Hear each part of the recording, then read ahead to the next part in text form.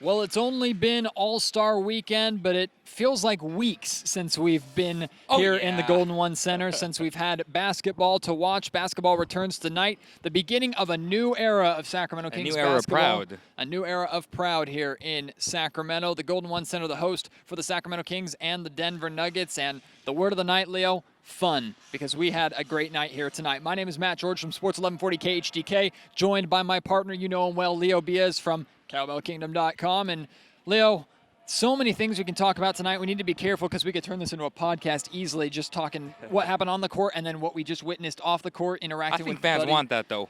Well, we'll do as much as we can in a limited period of time, and we'll definitely carry it over to next week's podcast. But before we dive into everything, the Kings win 116-100.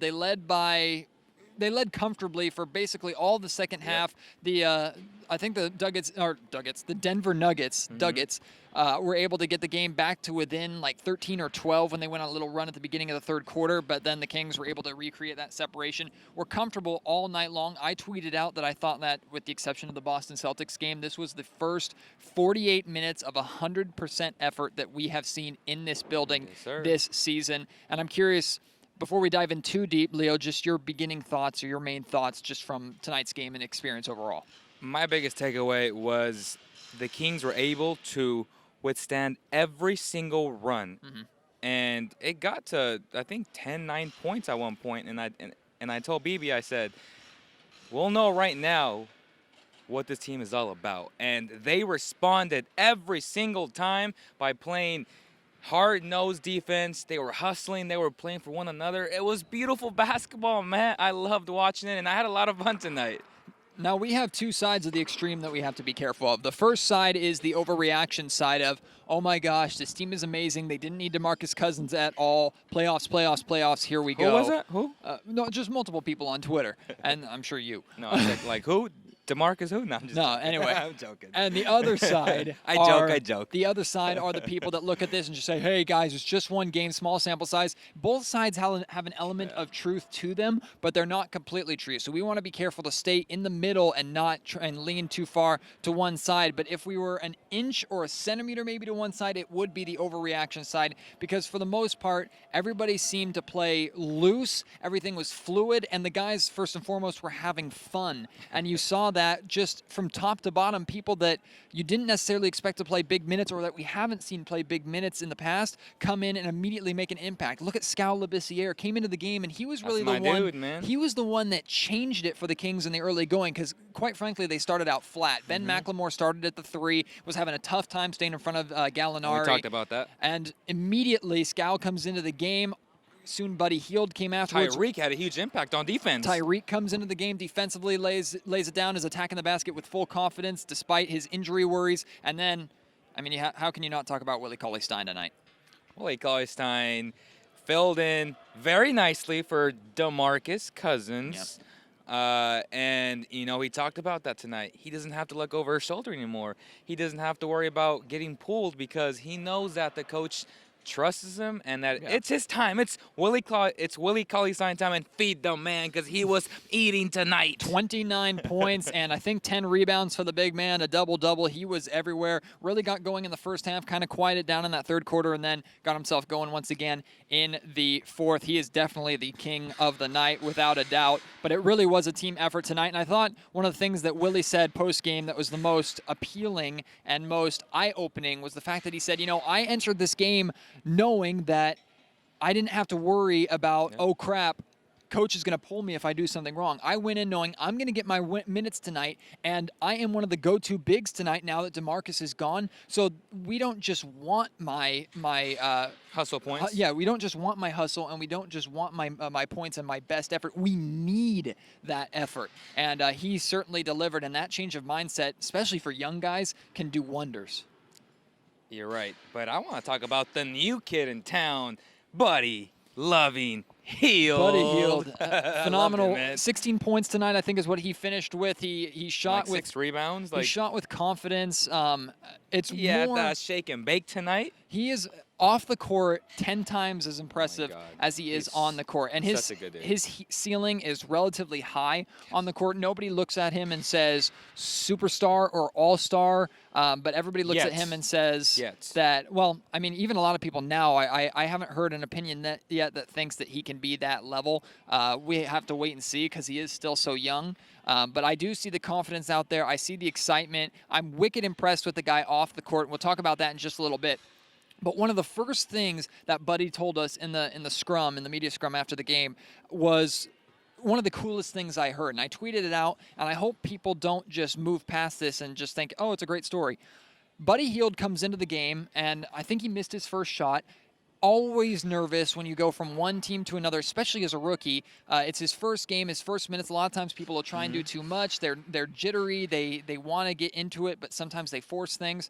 And Buddy was aware of, I don't want to have to do too much, but I want to get myself going and get that confidence going. So there was a technical foul, a 3 in the key, a defensive 3 in the key.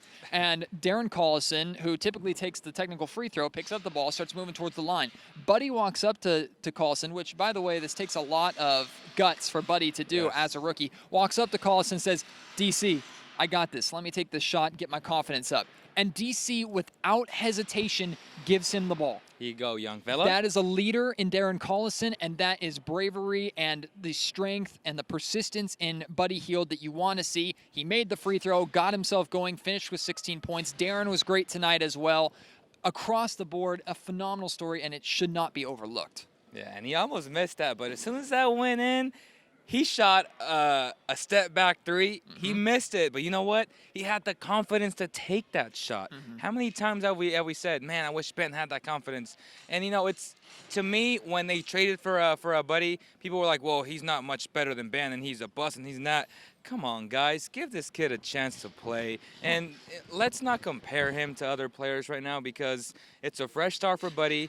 And he knows, even though he told us that he don't have the green light, he's going to have the green light for the remaining 24 games of the season. Well, I was very proud of Kings fans tonight because they showed up in groves and in droves to see Buddy Hield and to see these new-look Kings. And immediately at the end of the first quarter, which typically has been bad for the Kings this season, Remember I told you, they had a 29-26 lead at the end of the quarter, received a standing ovation towards the end of that quarter. One of 4 standing ovations that they got tonight. The team, the fans were just beyond elated and excited and thankful and appreciative of this Sacramento Kings team that showed up tonight. And we're going to wrap up just with what happened there in the locker room. Willie had a lot of great things to say. You can catch it all on cowbellkingdom.com or on ABC, KCRA. Really, you go anywhere. That's what's going to be there tonight because there's so much good stuff. Yeager had a bunch of great stuff to say about Scal and Willie Cauley-Stein. And then really Buddy Hield was the star of the night for me in the locker room because he just had a lot of great things to say. And I know you have some of the stuff about his personality that you wanted to talk about. Yeah, I mean, this guy is a man of God, and lots of people don't want to mention religion or faith and stuff, but I think that's very important. And this team has 4 of those guys: Tolliver, Temple, Buddy, and Galloway. And to me, when you have good people, genuine people who have a strong faith, that unites the team, and that can't be overstated, Matt. Yeah. And anytime you have stuff like that, good things will happen. And I'm so excited. Just yesterday, as I mentioned in that small, brief analysis of Buddy, I was super excited because the vibes were just positive, and I haven't felt that in a long time. Yeah. And I'm not blaming that all on DeMarcus Cousins because that's not fair because, it's been the organization as a whole that I felt was negative, but now, my God, just overnight, this kid is such a good person, and the Kings continue to add character guys. I love it, man. And you mentioned character guys. Sacramento Kings general manager Vlade Divac has taken a lot of heat this week, and some of it rightfully so, and some of it maybe a little too much. But one of the things he said when he made this trade was, I wanted to add character guys to the locker room. Immediately he was met with the resistance of, you traded away a guy in DeMarcus Cousins who is so big in the community. However, you re-signed Matt Barnes, you signed Ty Lawson who had his DUI issues, you signed Darren Collison who had the unfortunate domestic violence issue. Those people were immediately able to point that out, and rightfully so. But in the grand scheme of things, towards the end, it was incredible to see really how that character translated immediately in this locker room just with the guys that you brought on. Tyreek Evans is not someone that we're unfamiliar with. We saw him as a rookie, and now he's back here for his second tour. Immediately after the game, he picks up a microphone, talks to Scott Marsh. Scott Moak right here at the Sacramento Kings table after the game for their typical post-game interview after the win. Is 10 times more animated than you usually see him. First thing he says, picks up the microphone and says it is good to be back playing in front of the best fans in the NBA. Call it a cheap pop. I call it character and excitement, and you could just see that on his face. Then you have the infectious smile of Buddy Hield, the attitude of Langston Galloway. Infectious is a great word. Yeah, alongside guys like Garrett Temple, who you're going to have to take it for what it's worth, and believe me here, because it's off the record. I walked in and just started talking to Temple, asking him how he's doing and how far away he is. He told me he's like a week and a half from feeling 100%. He didn't want to rush things because he's done that before, and he doesn't want to re-injure or hurt himself and potentially have something catastrophic happen. But the one thing he told me was, man, tonight it's hard for me to be patient because after seeing a win like this and an effort like this, there's nothing I want more than to be on the floor with those guys. And I can't think wait for him. Hearing that from someone like Garrett Temple, a veteran and a leader like Garrett Temple, that the young guys inspired that out of him, that tells you all you need to know. That's simple, Matt. I love what you just said, and I'm glad you shared that with us. Well, it was, I mean, the locker room is, and don't get me wrong, the locker room after Kings wins when DeMarcus Cousins was here was After wins. Was joyful as well. Yes. And you would see that side of DeMarcus Cousins that, quite frankly, a lot of people loved, The myself playful side. included. I loved it. So it's always easier in a locker room after a win. It'll be interesting to see how this locker room is after its first loss. Hopefully that's not on Saturday when the Kings host the Hornets in here, but a loss is going to come. It's not like these guys are going to go 25-0 for the remainder of the season, although wouldn't that be something special? I know. But all in all, Kings fans, a lot to be excited about. Again, take it with a grain of salt, knowing it's just one game. It's a small sample size, but you don't have to be negative Nancy and think, oh, man, well, this is just a fluke. They play Denver, who has a bad defense, this and that and this and that. Just be excited for what we have and what could potentially come from this, because like I wrote earlier in an article for Cowbell Kingdom, for the first time in a long time, the Kings have a clear direction, and that path looked like a golden straight line after tonight's game. Yeah, and a lot of people disagree with your article. I was in the minority of agreeing with it. But you know what? Your perspective was very fair and balanced, and that's all that matters, man. We don't need everyone to agree with everything that we publish, right? But we want people to really see that we have no personal negative agendas and that we cover this team objectively, and that's what we pride ourselves on, man. Whether you're on one side or the other, guys, we all want the same thing. Yes. We all want the Sacramento Kings to win, and I can lay that out for you as simply as just saying this. When the Kings win, the fans are happy. When the Kings win, the players are happy because they're winning. And when the Kings win, the media is happy because typically your work and your traffic is a lot better when teams are winning. So we all want the same thing. We're all together in this, and there are nights like tonight that we can hang our hat on and take pride in as a city. I mean, hashtag Sacramento proud for a reason. And tonight is a perfect night to share that. Any closing thoughts that you had before we wrap up here? I just really want to thank all of our sponsors, Reno Dodge, Valley Tire Center, Hoop Cats. Thank you guys so much for all of this, and our future sponsors that we should and will get, because people know and people are beginning to notice Cowbell Kingdom is a legit media source who provides frontline coverage. And you know what? I'm very proud of that, and I'm very proud of you guys, you, BB, everybody, man.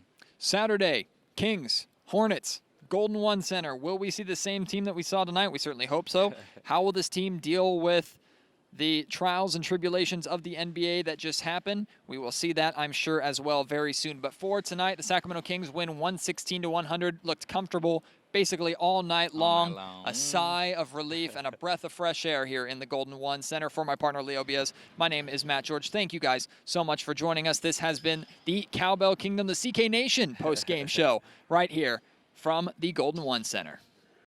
Hi, I'm Leo Beas. Thanks for watching. It means a lot, guys. If you want the latest news in Sacramento, hit the subscribe button below. I'll be waiting.